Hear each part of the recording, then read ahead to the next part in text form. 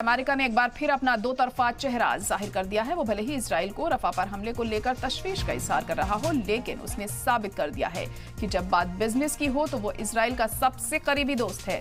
ताजा मामले में अमेरिका ने इजराइल को अरबों डॉलर के बम और फाइटर प्लेन्स की सप्लाई को मंजूरी दे दी है, और ये तब हुआ जब वो पूरी दुनिया के सामने रफा में इजराइल के मुमकिना हमले को लेकर फिक्र जाहिर कर चुका है। रिपोर्ट में कहा गया है कि नए हथियार पैकेज में 1800 एम के 84, 2000 LB बम, 500 एम के 82, 500 LB बम शामिल हैं। ये पैकेज इजराइल को उस वक्त दिया गया है जब इजराइल लगातार गाजा में अपनी बमबारी और जमीनी हमलों की वजह से आलमी मजम्मत का शिकार हो रहा है।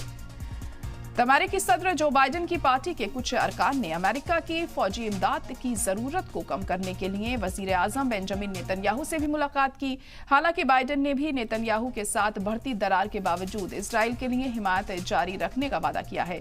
वॉशिंगटन ने अपने लंबे वक्त से साथी इजराइल को $3.8 बिलियन की सालाना फौजी इमदाद दी है। व्हाइट हाउस ने हथियार सप्लाई पर कोई तबसरा करने से इनकार कर दिया है। इजराइल को हथियारों की डिलीवरी इजराइल के वजीर दिफा योएव गैलेंट के अमेरिकी दौरे के बाद की जाएगी। अपने दौरे के दौरान गैलेंट ने अमेरिकी हम मनसबों के साथ इजराइल के हथियारों की जरूरत पर चर्चा की थी।